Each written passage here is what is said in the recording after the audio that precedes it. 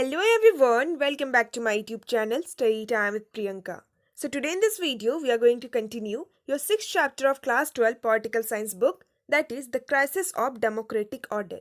So ये video इस chapter का सेकंड पार्ट है एंड आज के इस वीडियो में हम इस चैप्टर के सेकंड टॉपिक को डिस्कस करने वाले हैं, that is the declaration of emergency. So second topic को स्टार्ट करने से पहले आई होप कि आप लोगों ने इस चैप्टर के फर्स्ट पार्ट को ज़रूर देखा होगा, जिसमें हम लोगों ने इस चैप्टर के फर्स्ट टॉपिक को बहुत ही अच्छी तरीके से डिस्कस किया था. जैसे कि चैप्टर के इंट्रोडक्शन में ही मैंने आप लोगों को बताया था कि इस चैप्टर में हम लोग इंदिरा गांधी जी के द्वारा 1975 में हमारी कंट्री में जिस इमरजेंसी को डिक्लेयर किया गया था, इस चैप्टर में हम लोग उसी इमरजेंसी के बारे में डिस्कस करने वाले हैं. फर्स्ट टॉपिक में हम लोगों ने तो सबसे पहले डिस्कस किया कि इमरजेंसी से पहले हमारी कंट्री में जो सिचुएशन था वो कैसा था, यानी कि सबसे पहले हम लोगों ने इमरजेंसी के बैकग्राउंड को डिस्कस किया. फर्स्ट टॉपिक में सबसे पहले हम लोगों ने हमारी कंट्री में जो इकोनॉमिक सिचुएशन था उस टाइम पीरियड के दौरान उसके बारे में डिस्कस किया. उसके बाद बिहार एंड गुजरात में खासकर स्टूडेंट्स के द्वारा किस तरीके से कांग्रेस गवर्नमेंट के अगेंस्ट में मूवमेंट्स को लॉन्च किए जाते हैं, प्रोटेस्ट किए जाते हैं, उसके बारे में हम लोगों ने डिस्कस किया. एंड एट द एंड हम लोगों ने डिस्कस किया कि किस तरीके से अलग अलग केस को लेकर जुडिशरी एंड एग्जीक्यूटिव के बीच में कुछ कन्फ्लिक्ट अराइज हो जाते हैं. इन सारी चीज़ों के बारे में हम लोगों ने ऑलरेडी फर्स्ट टॉपिक में बहुत ही अच्छी तरीके से डिस्कस कर लिया है. अगर अभी तक आप लोगों ने इस चैप्टर के फर्स्ट टॉपिक को नहीं देखा है देन प्लीज़ ज़रूर देख लीजिएगा. नाउ अब हम लोग फाइनली इस चैप्टर के सेकंड टॉपिक को डिस्कस करना स्टार्ट करते हैं. The name of the topic is declaration of emergency. Finally इस टॉपिक में हम लोग डिस्कस करेंगे कि किस तरीके से इंदिरा गांधी जी के द्वारा हमारी कंट्री में इमरजेंसी को डिक्लेयर किया जाता है. सबसे पहले तो इस टॉपिक में हमें उस इमीडिएट कर्ज के बारे में बता रखा है जिस वजह से इंदिरा गांधी जी फाइनली ये डिसाइड करती है कि अब हमें कंट्री में इमरजेंसी को डिक्लेयर करना है, इमरजेंसी को प्रोक्लेम करना है. इस टॉपिक के स्टार्टिंग में हमें बता रखा है about the petition against Indira Gandhi's election. 1971 में इंदिरा गांधी जी के द्वारा जिस इलेक्शन को जीता गया था, जिसके थ्रू सबसे पहले वो एमपी बनती है एंड उसके बाद प्राइम मिनिस्टर बनती है, उनके इलेक्शन के अगेंस्ट में एक पिटीशन को फाइल किया जाता है. 12 जून 1975 में इलाहाबाद हाई कोर्ट के जो जज थे जिनका नाम था जस्टिस जगमोहन लाल सिन्हा, उनके द्वारा एक जजमेंट को पास किया जाता है जिसमें यह डिक्लेयर किया जाता है कि इंदिरा गांधी जी का लोकसभा का जो इलेक्शन था जिसके थ्रू वो एक एमपी बनती है, मेंबर ऑफ पार्लियामेंट बनती है, इंदिरा गांधी जी का जो इलेक्शन था उसको इनवैलिड डिक्लेयर कर दिया गया, उसको अमान्य डिक्लेयर कर दिया गया. आखिर अचानक से 1975 में जज के द्वारा इस डिसीजन को क्यों सुनाया जाता है, इस जजमेंट को क्यों सुनाया जाता है? बेसिकली 1975 में राज नारायण जी के द्वारा एक पिटीशन को फाइल किया जाता है इंदिरा गांधी जी के इलेक्शन के अगेंस्ट में. राज नारायण एक सोशलिस्ट लीडर थे एंड जब 1971 में इलेक्शन को कंटेस्ट किया गया था, राज नारायण इंदिरा गांधी जी के ओपोनेंट थे, वो एक कैंडिडेट थे जो कि इंदिरा गांधी जी के अगेंस्ट में इलेक्शन को कंटेस्ट कर रहे थे. राज नारायण जी के द्वारा ही इलाहाबाद हाई कोर्ट में ये पिटीशन को फाइल किया गया कि इंदिरा गांधी जी ने इलीगल तरीके से अपने इलेक्शन को जीता है. अब हम लोग उसी रीजन के बारे में डिस्कस करेंगे कि किस रीजन के बेसिस पे राज नारायण जी के द्वारा इस पिटीशन को फाइल किया जाता है. राज नारायण जी का ये कहना था कि 1971 में जो इलेक्शन हुआ था, उस इलेक्शन कैंपेन में इंदिरा गांधी जी ने अपने गवर्नमेंट सर्वेंट के सर्विसेज का इस्तेमाल किया था. अगर कोई भी जो लीडर है, जो पॉलिटिकल लीडर है, अगर वो इलेक्शन को कंटेस्ट करता है, वो लीडर चाहे वो एमपी हो, चाहे वो प्राइम मिनिस्टर हो, या फिर चाहे जिस भी गवर्नमेंट पोस्ट पे वो हो, वो अपने गवर्नमेंट सर्वेंट के सर्विस का इस्तेमाल नहीं कर सकता है अपने इलेक्शन कैंपेन के लिए. जब वो अपना इलेक्शन कैंपेन करते हैं, वो उस टाइम पीरियड के दौरान सिर्फ और सिर्फ एक इंडिविजुअल कैंडिडेट है. उस दौरान वो अपने किसी भी गवर्नमेंट सर्विसेज का इस्तेमाल नहीं कर सकते हैं. राज नारायण जी के द्वारा इंदिरा गांधी जी के ऊपर ये आरोप लगाया जाता है कि इंदिरा गांधी जी ने अपने पोजीशन का मिस यूज किया है, इंदिरा गांधी जी ने अपने इलेक्शन कैंपेन में गवर्नमेंट सर्वेंट के सर्विसेज का इस्तेमाल किया है. जब हाई कोर्ट के द्वारा ये जजमेंट दिया गया कि इंदिरा गांधी जी का जो इलेक्शन है वो इनवैलिड है, दैट मीन्स कि लीगली इंदिरा गांधी जी अब एक एमपी नहीं रहती है, मेंबर ऑफ पार्लियामेंट नहीं रहती है. एंड अगर इंदिरा गांधी जी को अपने प्राइम मिनिस्टर के पोजीशन को कंटिन्यू रखना है, देन 6 मंथ्स के अंदर अंदर यानी कि 6 महीनों के अंदर अंदर उनको दोबारा से एमपी के रूप में इलेक्ट होना पड़ेगा। सो आप लोगों ने अपने क्लास 11 पॉलिटिकल साइंस बुक में पढ़ा होगा कि अगर किसी भी पॉलिटिकल लीडर को प्राइम मिनिस्टर बनना है देन सबसे पहले उन्हें एक एमपी बनना होगा, मेंबर ऑफ पार्लियामेंट बनना होगा। एंड अगर वो एक एमपी नहीं बनते हैं देन प्राइम मिनिस्टर बनने के बाद विद इन 6 मंथ 6 महीनों के अंदर अंदर उन्हें एमपी बनना ही होगा। अगर वो एमपी नहीं बनते हैं देन वो प्राइम मिनिस्टर के पोजीशन में भी नहीं रह सकते हैं। सो जब हाई कोर्ट के द्वारा ये डिसीजन दिया गया, ये जजमेंट दिया गया, दैट मीन्स कि इंदिरा गांधी जी अब एक एमपी नहीं रहती है। सो अगर उनको प्राइम मिनिस्टर के पोजीशन को कंटिन्यू रखना है देन उन्हें दोबारा से एमपी बनना होगा, एमपी के रूप में इलेक्ट होना होगा ना। नेक्स्ट हमें ये बता रखा है कि हाई कोर्ट का ये जो जजमेंट था, ये जो डिसीजन था, सो इसको सुप्रीम कोर्ट के पास लेके जाया जाता है। एंड ऑन 24 जून में सुप्रीम कोर्ट के द्वारा हाई कोर्ट के इस ऑर्डर के ऊपर स्टे लगा दिया जाता है, इसको रोक के रख दिया जाता है till her appeal was decided. So जब तक इंदिरा गांधी जी का जो अपील है वो डिसाइडेड नहीं हो जाता है कि क्या सच में इंदिरा गांधी जी ने गवर्नमेंट सर्वेंट के सर्विसेज का इस्तेमाल किया है, सो जब तक ये अच्छी तरीके से प्रूव नहीं हो जाता है, सो तब तक के लिए सुप्रीम कोर्ट के द्वारा ये आदेश दिया गया कि हाई कोर्ट का ये जो ऑर्डर है, ये जो डिसीजन है, सो इसके ऊपर स्टे लगाया जाएगा। So would remain an MP but could not take part in the proceeding of the लोक सभा। सो सुप्रीम कोर्ट के द्वारा ये डिसीजन सुनाया जाता है कि जो इंदिरा गांधी जी है सो वो एक एमपी रहेगी, वो मेंबर ऑफ पार्लियामेंट रहेगी, बट तब तक के लिए वो लोकसभा में जो भी प्रोसीडिंग्स वगैरह हो रहा है सो उन सारी चीज़ों में वो पार्टिसिपेट नहीं कर पाएगी। सो ये सुप्रीम कोर्ट के द्वारा डिसीजन दिया गया।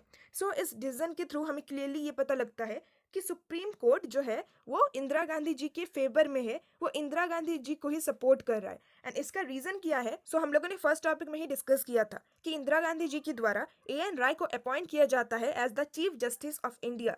सो 3 ऐसे सीनियर मोस्ट जजेस थे, सो उन सारे जजेस को ना चीफ जस्टिस बना के एएन राय को चीफ जस्टिस ऑफ इंडिया बनाया गया। सो इंदिरा गांधी जी ने उनको फेवर किया, सो इसी वजह से एएन राय के द्वारा अब इंदिरा गांधी जी को फेवर किया जा रहा है। सो ये सब कुछ हमें उस टाइम पीरियड के दौरान देखने को मिला। सो ये था इस टॉपिक का एक इंट्रोडक्शन। नाउ इस टॉपिक का जो हमारा पहला सब टॉपिक है वो है क्राइसिस एंड रिस्पॉन्स। सो सबसे पहले हम लोग क्राइसिस के बारे में डिस्कस करते हैं। सो जब सुप्रीम कोर्ट के द्वारा इंदिरा गांधी जी के थोड़ा सा फेवर में डिसीजन को सुनाया जाता है, सो उसके अगेंस्ट में जितने भी अपोजिशन पॉलिटिकल पार्टीज थे जिनको जयप्रकाश नारायण जी के द्वारा लीड किया जा रहा था, सो वो लोग बहुत ही ज़्यादा डिमांड कर रहे थे, बहुत ही ज़्यादा प्रोटेस्ट कर रहे थे कि इंदिरा गांधी जी अपना जो प्राइम मिनिस्टर का जो पोस्ट है सो उससे रिजाइन कर दे। सो अपोजिशन पॉलिटिकल पार्टीज के द्वारा मैसिव डिमॉन्स्ट्रेशन को ऑर्गेनाइज किया जाता है, बहुत ही ज़्यादा प्रदर्शन किया जाता है on 25 June 1975 in Delhi's Ramlila ground. And इसके अलावा जयप्रकाश नारायण जी के द्वारा एक नेशन वाइड सत्याग्रह को भी अनाउंस किया जाता है for her resignation. And Jayaprakash Narayan ji हमारे Indian army, police and government employees से ये कहते हैं कि अब आपको एक इलीगल एंड इमोरल गवर्नमेंट के ऑर्डर को ओबे करने की कोई भी ज़रूरत नहीं है। सो ये सब कुछ हमें उस टाइम पीरियड के दौरान देखने को मिला against the decision of supreme court. ना नेक्स्ट हमें गवर्नमेंट के रिस्पॉन्स के बारे में बता रखा है। जब पूरे ही कंट्री में इतना ज़्यादा डिमॉन्स्ट्रेशन किया जा रहा था अपोजिशन पॉलिटिकल पार्टीज के द्वारा, सो उस टाइम पीरियड के दौरान कांग्रेस गवर्नमेंट किस तरीके से रिएक्ट करती है, किस तरीके से रिस्पॉन्स करती है। सो गवर्नमेंट के द्वारा फाइनली हमारी कंट्री में इमरजेंसी को डिक्लेयर कर दिया गया इन सारी चीज़ों के अगेंस्ट में। सो इंदिरा गांधी जी ने इन सारी चीज़ों को देखने के बाद ही ये डिसीजन लिया कि अब हमें अपनी कंट्री में इमरजेंसी को डिक्लेयर कर देना चाहिए, तभी हम लोग इस सिचुएशन को कंट्रोल कर सकते हैं। सो ऑन 25 जून 1975 इंदिरा गांधी जी के गवर्नमेंट के द्वारा, सरकार के द्वारा ये डिक्लेयर किया गया कि हमारी कंट्री में बहुत ही ज़्यादा इंटरनल डिस्टर्बेंस हो रहा है। सो इसी वजह से हमारे कॉन्स्टिट्यूशन का जो आर्टिकल 352 है that is the national emergency, so उसको अब हमें डिक्लेयर कर देना चाहिए, उसको अब हमें लागू कर देना चाहिए। सो आप लोगों ने अपने क्लास 11 के पॉलिटिकल साइंस बुक में इमरजेंसी के बारे में भी बहुत ही अच्छी तरीके से पढ़ा होगा। सो हमारी कंट्री में 3 तरीके के इमरजेंसी को लगाया जा सकता है। सो पहला है नेशनल इमरजेंसी जो कि आर्टिकल 352 के द्वारा लगाया जाता है। दूसरा है स्टेट इमरजेंसी जिसको आर्टिकल 356 के द्वारा लगाया जाता है। एंड तीसरा है फाइनेंशियल इमरजेंसी जिसको आर्टिकल 360 के द्वारा लगाया जाता है। सो इंदिरा गांधी जी ने जो पहला इमरजेंसी था that is the national emergency जिसको आर्टिकल 352 के द्वारा लगाया जाता है, सो उस इमरजेंसी को इंदिरा गांधी जी ने हमारी कंट्री में इम्पोज किया। सो ये जो आर्टिकल है आर्टिकल 352 ऑफ आवर कॉन्स्टिट्यूशन, सो इस आर्टिकल के थ्रू 2 ग्राउंड पे ही हमारी कंट्री में इमरजेंसी को डिक्लेयर किया जा सकता है। सो पहला है एक्सटर्नल थ्रेट, यानी कि बाहर से अगर हमारी कंट्री के ऊपर अटैक किया जाता है, अगर वार का सिचुएशन अराइज होता है, सो ऐसे सिचुएशन में कंट्री में नेशनल इमरजेंसी को इम्पोज किया जाता है। एंड दूसरा है थ्रेट ऑफ इंटरनल डिस्टर्बेंस। सो हमारी कंट्री में ही जब बहुत ही ज़्यादा इंटरनल डिस्टर्बेंस होता है, सो ऐसे सिचुएशन में भी कंट्री में इमरजेंसी को डिक्लेयर किया जा सकता है। सो इंदिरा गांधी जी के गवर्नमेंट के द्वारा ये कहा गया कि कंट्री में बहुत ही ज़्यादा क्राइसिस हो रहा है, सो इसी वजह से अब ये बहुत ही ज़्यादा ज़रूरी है कि अब हमें कंट्री में इमरजेंसी को डिक्लेयर करना पड़ेगा। सो बेसिकली इंदिरा गांधी जी ने ये जो दूसरा ग्राउंड था, the threat of internal disturbance, so इस ग्राउंड के बेसिस पे हमारी कंट्री में इमरजेंसी को लगाया। And as we are know that कि जब भी कंट्री में इमरजेंसी को डिक्लेयर किया जाता है, सो उस दौरान हमारा जो कॉन्स्टिट्यूशन है वो गवर्नमेंट को काफ़ी सारे स्पेशल पावर प्रोवाइड करता है। सो इमरजेंसी के सिचुएशन का कांग्रेस गवर्नमेंट भरपूर फायदा उठाती है एंड कांग्रेस गवर्नमेंट को काफ़ी ज़्यादा स्पेशल पावर मिल जाता है आर्टिकल 352 के द्वारा।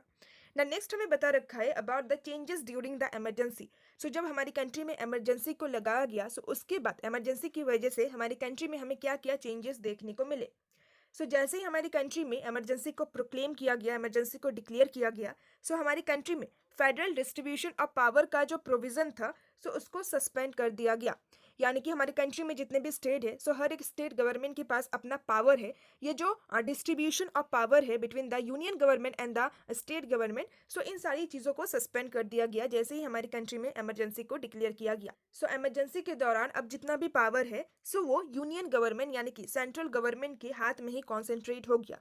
सो अब जितना भी पावर है कंट्री को रूल करने का, कंट्री को गवर्न करने का, सो सारा ही पावर अब कांग्रेस गवर्नमेंट के पास आ गया। So the government also gets the power to curtail or restrict all or any of the fundamental rights during the emergency. So emergency के दौरान ये भी एक प्रोविज़न है कि सिटीजन का जो फंडामेंटल राइट्स है, सो अगर गवर्नमेंट चाहे सो सिटीजन के फंडामेंटल राइट्स को लिमिट कर सकती है, उसको रोक सकती है। सो इमरजेंसी का जो टाइम पीरियड होता है, सो वो हमारी कंट्री में एक एक्स्ट्रा ऑर्डिनरी कंडीशन होता है जिस दौरान हमारी कंट्री का जो नॉर्मल डेमोक्रेटिक पॉलिटिक्स है, सो वो अच्छी तरीके से फंक्शन नहीं करता है। So therefore special powers are granted to the government. So emergency के दौरान गवर्नमेंट के पास स्पेशल पावर्स आ जाती है। हमारा जो कॉन्स्टिट्यूशन है वही गवर्नमेंट को स्पेशल पावर्स प्रोवाइड करती है। सो ये सारी चेंजेस हमें इमरजेंसी के टाइम पीरियड के दौरान देखने को मिले। ना नेक्स्ट हमें बता रखा है about the imposition of emergency. So हमारी कंट्री में आखिर किस तरीके से इमरजेंसी को इम्पोज किया गया, सो उसके बारे में नेक्स्ट हमें बता रखा है। So on the night of 25 जून 1975 इंदिरा गांधी जी के द्वारा हमारी कंट्री के जो प्रेसिडेंट थे उस टाइम पीरियड के दौरान, जिनका नाम था फखरुद्दीन अली अहमद, सो उनको ये रिकमेंडेशन दिया गया कि आपको कंट्री में इमरजेंसी को इम्पोज करना है। सो हमारे कॉन्स्टिट्यूशन का और एक प्रोविज़न ये है कि हमारी कंट्री में सिर्फ और सिर्फ प्रेसिडेंट के द्वारा ही इमरजेंसी को लगाया जा सकता है, but on the recommendation of the union cabinet. So union cabinet के रिकमेंडेशन से, प्राइम मिनिस्टर के रिकमेंडेशन से ही प्रेसिडेंट के द्वारा कंट्री में इमरजेंसी को प्रोक्लेम किया जाता है, इम्पोज किया जाता है। बट इमरजेंसी को प्रोक्लेम करने का जो अथॉरिटी है वो प्रेसिडेंट के पास ही होता है। सो इंदिरा गांधी जी के द्वारा प्रेसिडेंट को ये रिकमेंडेशन दिया गया कि कंट्री में बहुत ही ज़्यादा इंटरनल डिस्टर्बेंस हो रहा है, अपोजिशन पार्टीज के द्वारा बहुत ही ज़्यादा प्रोटेस्ट वगैरह किया जा रहा है। सो ऐसे सिचुएशन में अब आपको इमरजेंसी को डिक्लेयर करना है। सो प्राइम मिनिस्टर के रिकमेंडेशन से ही प्रेसिडेंट के द्वारा 25 जून 1975 में हमारी कंट्री में इमरजेंसी को डिक्लेयर कर दिया जाता है। सो आफ्टर द मिडनाइट, यानी कि जैसे ही 26 जून होता है, सो हमारी कंट्री में जितने भी मेजर न्यूज़पेपर ऑफिस थे, सो उन सारे ऑफिस के इलेक्ट्रिसिटी को डिसकनेक्ट कर दिया जाता है by the Congress government. And in the early morning, यानी कि 26 जून के सुबह में अपोजिशन पार्टीज के जितने भी इंपॉर्टेंट लीडर्स एंड वर्कर्स थे जिनके द्वारा प्रोटेस्ट किया जा रहा था, सो बहुत सारे लीडर्स एंड वर्कर्स को अरेस्ट कर लिया जाता है क्योंकि वो अब गवर्नमेंट के अगेंस्ट में प्रोटेस्ट कर रहे थे in the situation of emergency. जब इमरजेंसी को डिक्लेयर किया जाता है, सो ऐसे सिचुएशन में आप गवर्नमेंट के अगेंस्ट में प्रोटेस्ट नहीं कर सकते हो। सो इसी वजह से गवर्नमेंट के द्वारा इन सारे लीडर्स को अरेस्ट कर लिया जाता है। एंड ये सब कुछ करने के बाद ऑन 26 जून एट 6 AM एक स्पेशल मीटिंग को बुलाया जाता है जिसमें सारे ही जो कैबिनेट मिनिस्टर्स थे, सो उनको इमरजेंसी के बारे में इन्फॉर्म किया जाता है। सो इससे हमें क्लियरली ये पता लगता है कि इंदिरा गांधी जी ने अपनी मर्जी से ही कंट्री में इमरजेंसी को इम्पोज कर दिया। उन्होंने कैबिनेट मिनिस्टर्स के रिकमेंडेशन को भी नहीं लिया था। इनफैक्ट जितने भी कैबिनेट मिनिस्टर थे, सो उनको दूसरा दिन एक स्पेशल मीटिंग के द्वारा इस इमरजेंसी के बारे में पता लगता है। सो पहले सब टॉपिक को पढ़ने के बाद हमें बहुत ही अच्छी तरीके से ये पता लगता है कि इंदिरा गांधी जी ने किस तरीके से अपने पोजीशन का मिस यूज़ किया था। जब अपोजिशन लीडर्स के द्वारा बहुत ही ज़्यादा प्रोटेस्ट किया जा रहा था, बहुत ही ज़्यादा डिमॉन्स्ट्रेशन किया जा रहा था कि अब इंदिरा गांधी जी को अपने पोस्ट से रिज़ाइन करना है। इस सिचुएशन को संभालने के लिए इंदिरा गांधी जी के द्वारा इमरजेंसी को डिक्लेयर कर दिया गया, ताकि अब कोई भी जो अपोजिशन लीडर्स है वो गवर्नमेंट के अगेंस्ट में कुछ भी प्रोटेस्ट ना कर पाए, कुछ भी नहीं बोल पाए। बहुत ही चालाकी के साथ इंदिरा गांधी जी ने अपना जो पोजीशन था, अपना जो डोमिनेंस था कंट्री में, उसको कंटिन्यू किया, उसको मेंटेन किया। ना जो हमारा नेक्स्ट सब टॉपिक है वो है कॉन्सिक्वेंसेस। अब हम लोग डिस्कस करेंगे कि इमरजेंसी का क्या कॉन्सिक्वेंसेस निकलता है, यानी कि इसका क्या रिजल्ट निकलता है, इसका क्या आउटकम निकलता है। फर्स्ट पॉइंट ये है कि जैसे ही 25 जून 1975 में इमरजेंसी को डिक्लेयर किया जाता है, उसके बाद कंट्री में जितने भी एगिटेशंस हो रहे थे, जितने भी विद्रोह किए जा रहे थे इंदिरा गांधी जी की सरकार के अगेंस्ट में, वो सारे ही एगिटेशन अचानक से रुक गए, अचानक से स्टॉप हो गए। कंट्री में जितने भी स्ट्राइक्स किए जा रहे थे, उन सारे स्ट्राइक्स को बैन कर दिया गया। एंड काफी सारे ऐसे अपोजिशन लीडर्स थे जिनको जेल में डाल दिया गया, क्योंकि वो लोग इमरजेंसी की कंडीशन में गवर्नमेंट के अगेंस्ट में प्रोटेस्ट कर रहे थे। कंट्री में जो पॉलिटिकल सिचुएशन था वो अचानक से एकदम शांत हो गया। Now the second point is that, as we have discuss कि इमरजेंसी के दौरान गवर्नमेंट के पास स्पेशल पावर्स आ जाती है। गवर्नमेंट अपने इसी स्पेशल पावर्स का इस्तेमाल करता है। गवर्नमेंट के द्वारा सबसे पहले फ्रीडम ऑफ प्रेस को सस्पेंड कर दिया गया, यानी कि अब जो न्यूज़पेपर है वो कांग्रेस गवर्नमेंट के अगेंस्ट में कुछ भी नहीं छाप सकता है। न्यूज़पेपर को अगर गवर्नमेंट से रिलेटेड कुछ भी चीज़ को पब्लिश करना है, सबसे पहले न्यूज़पेपर को अप्रूवल लेना पड़ेगा गवर्नमेंट से ये परमिशन लेना पड़ेगा कि क्या हम लोग इन सारी चीज़ों को पब्लिश कर सकते हैं। अगर गवर्नमेंट परमिशन देता है उसके बाद ही न्यूज़पेपर उन सारी चीज़ों को पब्लिश कर सकता है। इसी को प्रेस सेंसरशिप कहा जाता है। गवर्नमेंट के द्वारा प्रेस के ऊपर, न्यूज़पेपर के ऊपर सेंसरशिप को इसीलिए लगाया गया ताकि न्यूज़पेपर कांग्रेस गवर्नमेंट के अगेंस्ट में, इंदिरा गांधी जी के अगेंस्ट में कुछ भी पब्लिश ना कर सके। एक तरीके से आप कह सकते हो कि न्यूज़पेपर के पास, सिटीजन के पास जो फ्रीडम ऑफ स्पीच का राइट है, उसी राइट को छीन लिया गया था इमरजेंसी के दौरान। Now the third point is that, government के द्वारा इमरजेंसी के टाइम पीरियड के दौरान राष्ट्रीय स्वयंसेवक संघ एंड जसमित ए इस्लामी को बैन कर दिया गया था, ताकि कंट्री में किसी भी तरीके का सोशल एंड कम्युनल डिसहार्मनी ना हो। साथ ही साथ कंट्री में protest, strike and public agitation को भी बैन कर दिया गया था, सारी ही चीज़ों को डिसअलाउ कर दिया गया था। एंड सबसे इम्पॉर्टेंट बात यह है कि इमरजेंसी के दौरान लोगों का जो फंडामेंटल राइट्स था, सिटीजन का जो फंडामेंटल राइट्स था, उसको भी सस्पेंड कर दिया गया था। इवन हमारा जो 6th फंडामेंटल राइट है, that is the right to constitutional remedies, यानी कि अगर किसी भी सिटीजन का जो फंडामेंटल राइट है अगर वो वॉलेट हो जाता है, अपने राइट को रीस्टोर करने के लिए वो सुप्रीम कोर्ट के पास जा सकता है। ये जो फंडामेंटल राइट था, इस फंडामेंटल राइट को भी छीन लिया गया था, सस्पेंड कर दिया गया था बाय द कांग्रेस गवर्नमेंट। ये सारे कॉन्सिक्वेंसेस हमें देखने को मिला इमरजेंसी की वजह से। ना हमारा नेक्स्ट टॉपिक है the use of preventive detention. Preventive detention का मतलब ये होता है कि किसी भी इंडिविजुअल को डिटेन कर लिया जा सकता है, अरेस्ट कर लिया जा सकता है विदाउट अ ट्रायल, यानी कि बिना किसी सुनवाई की। इमरजेंसी के दौरान गवर्नमेंट के द्वारा बहुत ही ज़्यादा प्रिवेंटिव डिटेंशन का इस्तेमाल किया गया था। अंडर दिस प्रोविज़न, इस प्रोविज़न में किसी भी व्यक्ति को अरेस्ट किया जा सकता है, किसी भी व्यक्ति को डिटेन कर लिया जा सकता है, उसको कैद करके रखा जा सकता है, not because they have committed any offence. यानी कि प्रिवेंटिव डिटेंशन में इस वजह से लोगों को अरेस्ट नहीं किया जाता था कि लोगों के द्वारा कोई एक ऑफेंस, यानी कि कोई एक अपराध को किया गया है, बल्कि इस वजह से लोगों को अरेस्ट किया जाता था क्योंकि गवर्नमेंट का ये शक होता था कि मे बी ये लोग कोई एक ऑफेंस कर सकता है, कोई एक अपराध कर सकता है। इसीलिए पहले ही उनको जेल में डाल दिया जाता था, उनको अरेस्ट कर लिया जाता था। एंड इमरजेंसी के दौरान प्रिवेंटिव डिटेंशन एक्ट का इस्तेमाल करके गवर्नमेंट के द्वारा लार्ज स्केल में अरेस्ट किया गया था। ऐसे जो भी पॉलिटिकल लीडर्स जो कि गवर्नमेंट के अगेंस्ट में विद्रोह कर रहे थे, उन सारे पॉलिटिकल लीडर्स को अरेस्ट कर लिया जा रहा था, उनको जेल में डाल दिया जा रहा था प्रिवेंटिव डिटेंशन एक्ट का इस्तेमाल करके। एंड इवन ये सारे जो अरेस्टेड पॉलिटिकल वर्कर्स या फिर जो पॉलिटिकल लीडर्स थे, ये लोग अपने अरेस्ट को चैलेंज भी नहीं कर पा रहे थे through the habeas corpus petition. That means कि अगर पुलिस हमें बिना किसी रीजन के अरेस्ट कर ले, उस टाइम पीरियड में हम लोग हैबियस कॉर्पस रीट को इशू कर सकते हैं। दैट मीन्स कि हम लोग कोर्ट के सामने जा सकते हैं एंड कोर्ट के द्वारा ये डिसाइड किया जाता है कि क्या हम लोग सच में गिल्टी है, क्या सच में हमारे द्वारा किसी अपराध को किया गया है या फिर नहीं। ये जो हैबियस कॉर्पस पिटीशन का जो राइट था इंडिविजुअल के पास, इस राइट को भी छीन लिया गया था बाय द गवर्नमेंट। अब जो पॉलिटिकल लीडर्स थे, अब वो अपने अरेस्ट को चैलेंज भी नहीं कर पा रहे थे कि आखिर किस रीजन की वजह से उनको अरेस्ट किया गया है एंड क्या उनको अरेस्ट करना सही भी है या फिर गलत है। ना नेक्स्ट में बता रखा है about the response of judiciary. So जब कंट्री में ये सारे इलीगल थिंग्स हो रहे थे, सो उस दौरान जुडिशरी का क्या रिस्पॉन्स था? So high court and supreme court में काफ़ी सारे केसेस को फाइल किए गए on the behalf of the arrested person. So arrested person के रिलेटिव्स के द्वारा, फैमिली मेंबर्स के द्वारा काफ़ी ज़्यादा पिटीशन को फाइल किया जाता है high court and supreme court में। बट गवर्नमेंट के द्वारा ये क्लेम किया गया कि इमरजेंसी के दौरान हमारे लिए ये नेसेसरी नहीं है कि हम लोग ये इन्फॉर्म करें कि आखिर किस रीज़न की वजह से या फिर किस ग्राउंड पे इन सारे लोगों को अरेस्ट किया गया है। सो गवर्नमेंट के इस डिसीजन के अगेंस्ट में कुछ हाई कोर्ट्स के द्वारा इस जजमेंट को सुनाया जाता है that even after the declaration of emergency, अगर कंट्री में इमरजेंसी को डिक्लेयर किया गया है, सो ऐसे सिचुएशन में भी एटलीस्ट हैबियस कॉर्पस का जो रीट है, अगर किसी भी व्यक्ति के द्वारा इस रीट को फाइल किया जाता है जिसमें वो लोग अपने डिटेंशन को चैलेंज करते हैं, सो एटलीस्ट इस रीट को हमें एक्सेप्ट करना चाहिए, इस रीट को हमें मानना चाहिए।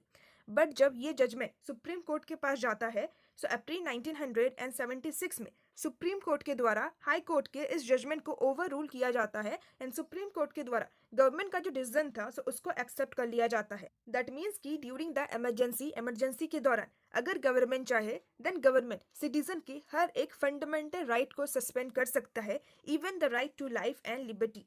सो सुप्रीम कोर्ट के इस जजमेंट की वजह से सिटीजन्स के पास जुडिशरी का जो डोर था वो भी क्लोज हो चुका था। सो अगर गवर्नमेंट के द्वारा सिटीजन के साथ कुछ भी गलत किया जाता है, सो सिटीजन न्याय पाने के लिए जुडिशरी के पास ही जाता है। बट जब सुप्रीम कोर्ट के द्वारा ही ये जजमेंट दिया गया कि जुडिशरी कुछ भी नहीं कर सकता है, गवर्नमेंट जो बोलेगा इमरजेंसी के सिचुएशन में, सो उसी को किया जाएगा। सो इस वजह से सिटीजन के पास जो जुडिशरी का डोर था वो भी क्लोज हो चुका था। सो इमरजेंसी के दौरान सुप्रीम कोर्ट के द्वारा ये जो जजमेंट को दिया गया था, सो इसको even one of the most controversial judgment भी कहा जाता है। सो विद दिस हम लोगों ने जुडिशरी के रिस्पॉन्स के बारे में भी डिस्कस कर लिया।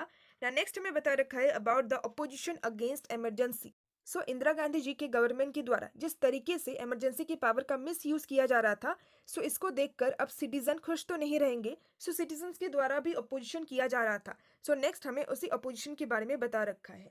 सो सिटीजन्स बहुत सारे तरीकों से अपने डिससेटिस्फैक्शन, अपने अपोजिशन को शो कर रहे थे against this emergency.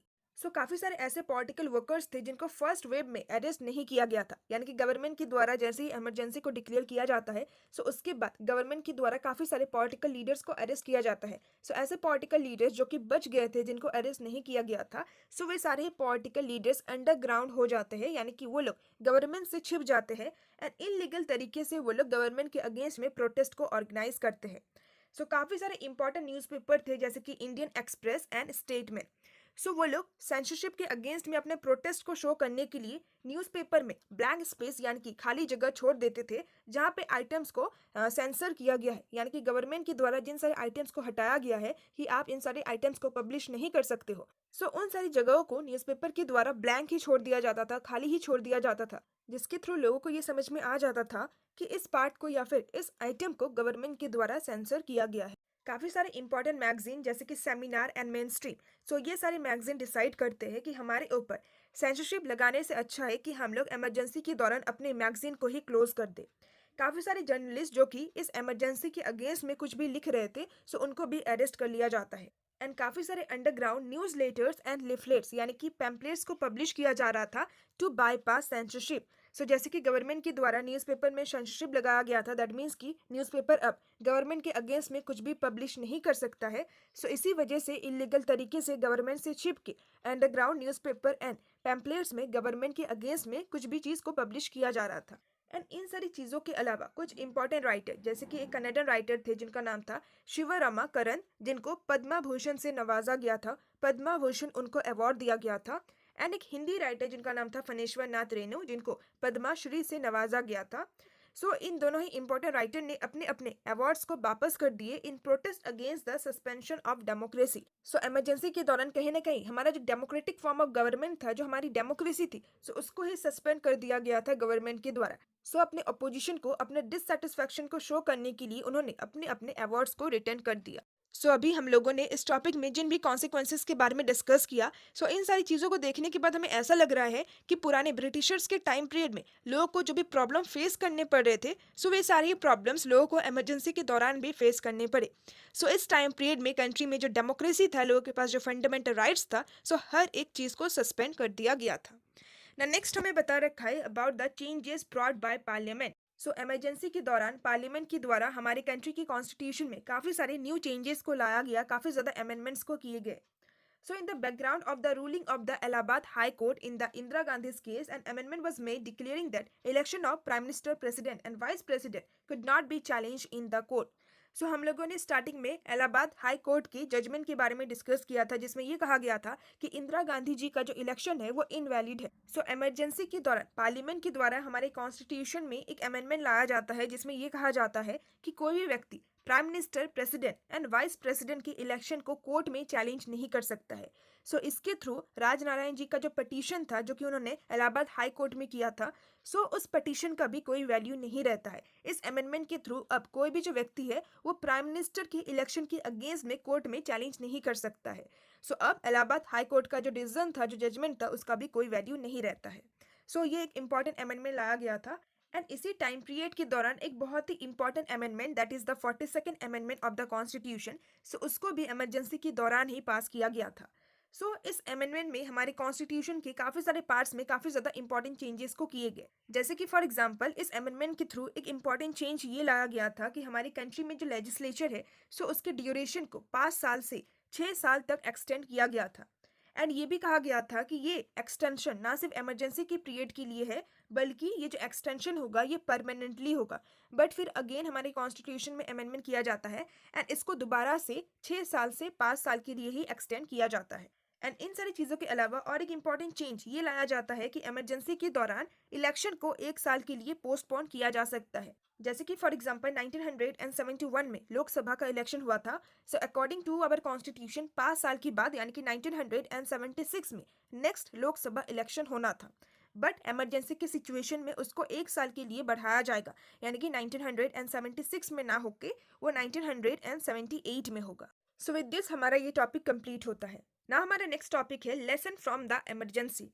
So emergency से हमें क्या लेसन मिलता है, यानी कि हमें क्या सीख मिलती है. सो जब हमारी कंट्री में इमरजेंसी को इम्पोज किया गया 1975 में on the ground of internal disturbance, so इसके थ्रू हमें अपने इंडियन डेमोक्रेसी, इंडियन कॉन्स्टिट्यूशन की वीकनेसेस के बारे में भी पता चला और स्ट्रेंथ के बारे में भी पता चला. सो पहला जो लेसन है वो ये है that it is extremely difficult to do away with democracy in India, यानी कि अब इंडिया में डेमोक्रेसी के बिना रहना बहुत ही ज़्यादा मुश्किल है. सो ये चीज़ लोगों ने रियलाइज़ किया इमरजेंसी के दौरान, जब लोगों से उनके फंडामेंटल राइट को छीना जा रहा था. सो उस दौरान लोगों ने ये रियलाइज़ किया कि हमारे लिए हमारा जो फंडामेंटल राइट है वो कितना ज़्यादा इंपॉर्टेंट है, हमारा जो कॉन्स्टिट्यूशन है वो कितना ज़्यादा इंपॉर्टेंट है, एंड हमारी कंट्री में जो डेमोक्रेसी है वो कितना ज़्यादा इंपॉर्टेंट है. सो इमरजेंसी के दौरान ऐसे काफ़ी सारे ऑब्जर्वर्स थे जिनके द्वारा ये सोचा गया कि इमरजेंसी के दौरान हमारी कंट्री में जो डेमोक्रेसी था, जो डेमोक्रेटिक फॉर्म ऑफ गवर्नमेंट था, सो उसको ही सस्पेंड कर दिया गया था, उसको ही स्टॉप कर दिया गया था. सो इससे हमें रियलाइजेशन हुआ कि हमारी कंट्री में डेमोक्रेसी कितना ज़्यादा इंपॉर्टेंट है. सेकेंड लेसन ये है that it brought out some ambiguities regarding the emergency provision in the constitution that have been ratified since. So इस इमरजेंसी के थ्रू हमें अपने कॉन्स्टिट्यूशन की कमियों के बारे में पता लगता है. सो हमारे कॉन्स्टिट्यूशन में आर्टिकल 352 के इमरजेंसी का जो प्रोविज़न है, सो वो अनक्लियर है, वो बहुत ही ज़्यादा कंफ्यूजिंग है. सो आर्टिकल 352 में ये बताया गया है कि 2 ग्राउंड पे ही कंट्री में नेशनल इमरजेंसी को इम्पोज किया जा सकता है. सो पहला है एक्सटर्नल एग्रेशन या फिर एक्सटर्नल थ्रेट, यानी कि अगर कभी भी कंट्री में वार का सिचुएशन अराइज होता है, सो तब नेशनल इमरजेंसी को इम्पोज किया जा सकता है. एंड दूसरा है threat of internal disturbance. But आखिर किस तरीके के इंटरनल डिस्टर्बेंस की बात की गई है, सो ये क्लियर नहीं है. सो इसी वजह से हमारे कॉन्स्टिट्यूशन में एक अमेंडमेंट किया जाता है जिसमें ये कहा जाता है कि हमारी कंट्री में इंटरनल इमरजेंसी तभी लगाया जा सकता है जब हमारी कंट्री में आर्म्ड रेबेलियन होगा, यानी कि जब लोगों के द्वारा हथियार का इस्तेमाल किया जाएगा गवर्नमेंट के अगेंस्ट में प्रोटेस्ट करने के लिए. सो ऐसे सिचुएशन में ही इंटरनल इमरजेंसी लगाया जा सकता है. एंड साथ ही साथ ये भी कहा गया that it is necessary that the advice to the president to proclaim emergency must be given in writing by the union cabinet. So Indira Gandhi ji ने अपने खुद की मर्जी से ही प्रेसिडेंट को ये बता दिया, ये रिकमेंडेशन दे दिया कि आपको इमरजेंसी लगाना है बिना यूनियन कैबिनेट के रिकमेंडेशन से. सो दूसरा चेंज ये लाया गया कि नेक्स्ट टाइम अगर कभी भी प्रेसिडेंट के द्वारा इमरजेंसी को प्रोक्लेम किया जाएगा, सो सबसे पहले यूनियन कैबिनेट के द्वारा प्रेसिडेंट को एक रिटन लेटर दिया जाएगा, रिकमेंडेशन दिया जाएगा. सो उसके बाद ही प्रेसिडेंट के द्वारा इमरजेंसी को लगाया जा सकता है. सो इमरजेंसी से रिलेटेड इन 2 कमियों को सुधारा गया. Now the third lesson is the emergency made everyone more aware of the value of civil liberties. So emergency के दौरान जब लोगों के पास अपना सिविल लिबर्टीज नहीं था, अपना फ्रीडम नहीं था, अपना फंडामेंटल राइट नहीं था, सो उस दौरान लोगों को अपना जो सिविल लिबर्टीज़ का वैल्यू है उसके बारे में पता लगा। जैसे ही हमारे कंट्री में इमरजेंसी का सिचुएशन खत्म हुआ, उसके बाद कोर्ट्स के द्वारा एक इंपॉर्टेंट एंड एक्टिव रोल को प्ले किया गया in protecting the civil liberties of the individual. जब इंदिरा गांधी जी के द्वारा इमरजेंसी लगाया गया था, उस दौरान हम लोगों ने देखा था कि जुडिशरी कितना ज़्यादा इनकैपेबल था, वो चाहकर भी लोगों का जो सिविल लिबर्टीज़ था उसको प्रोटेक्ट नहीं कर पा रहा था। इसी वजह से इमरजेंसी के बाद जो कोर्ट है उसको और ज़्यादा एक्टिव बनाया गया कि वो लोग इमरजेंसी के दौरान भी लोगों की लिबर्टीज़ को प्रोटेक्ट करे। एंड एट द लास्ट हमें ये बता रखा है कि भले ही प्रेसिडेंट के द्वारा इमरजेंसी को इम्पोज किया जाता है on the recommendation of the prime minister और यूनियन कैबिनेट, बट एक्चुअल में हमारी कंट्री में जो पुलिस एंड जो एडमिनिस्ट्रेशन है उनके द्वारा ही इमरजेंसी को लागू करवाया जाता है। ये दोनों ही जो इंस्टीट्यूशन है ये इमरजेंसी के दौरान इंडिपेंडेंटली फंक्शन नहीं कर पाता है। ये दोनों ही जो इंस्टीट्यूशन है that is the police and the administration, ये रूलिंग पार्टी का पॉलिटिकल इंस्ट्रूमेंट बन जाता है। And according to the Shah commission report, the administration and the police become vulnerable to political pressure, यानी कि इमरजेंसी के दौरान जो एडमिनिस्ट्रेशन एंड जो पुलिस है वो बहुत ही ज़्यादा कमज़ोर हो जाता है टू पॉलिटिकल प्रेशर। सा कमीशन क्या था? जब हमारी कंट्री में इमरजेंसी को हटाया जाता है, उसके बाद एक कमीशन को अपॉइंट किया जाता है कि क्या ये इमरजेंसी ज़रूरी था, क्या इस इमरजेंसी को सही तरीके से लगाया गया था या फिर नहीं। उसी कमीशन की रिपोर्ट में हमें ये सब कुछ बताया गया है। विद दिस हमारा सेकंड टॉपिक कंप्लीट होता है। सेकंड टॉपिक बहुत ही ज़्यादा इंपॉर्टेंट है। सेकंड टॉपिक से आपके एग्जाम में क्वेश्चन डेफिनेटली पूछा जा सकता है। नाउ हमारे जो नेक्स्ट टॉपिक है that is the politics after emergency. उस टॉपिक को हम अपने नेक्स्ट वीडियो में डिस्कस करेंगे एंड विद दिस हमारा ये चैप्टर कंप्लीट हो जाएगा। आई होप कि आपको आज का ये वीडियो बहुत ही ज़्यादा हेल्पफुल लगा होगा। If you find this video helpful then please like my video, share my video with your friends and please comment me down कि आपको ये एक्सप्लेनेशन कैसा लगा। एंड अगर आपको अपने क्लास 12 हिस्ट्री के इंपॉर्टेंट क्वेश्चन आंसर वाला वीडियो या फिर वन शॉट एक्सप्लेनेशन वीडियोस देखने हैं देन उन सारे वीडियोस का भी लिंक आपको मेरे डिस्क्रिप्शन बॉक्स में मिल जाएगा। विद दिस आज के इस वीडियो का एंड करते हैं। Now see also in my next video, till then bye bye and stay tuned with my channel and thanks for watching my video.